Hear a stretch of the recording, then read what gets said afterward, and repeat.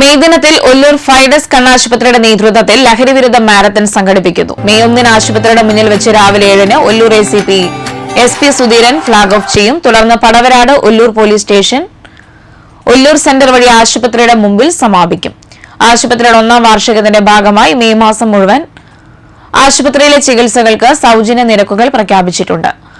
1ാം വാർഷിക ആഘോഷങ്ങൾ മെയ് 19 മന്ത്രി കെ രാജൻ ഉദ്ഘാടനം ചെയ്യുമെന്ന് വാർത്താ സമ്മേളനത്തിൽ അറിയിച്ചു. ആശുപത്രി manager Sinu Jose, partner Vishnu Shankar, Anson Anto, councillor K V Krishnaveni, PRO NP Aswathy എന്നിവർ പങ്കെടുത്തു.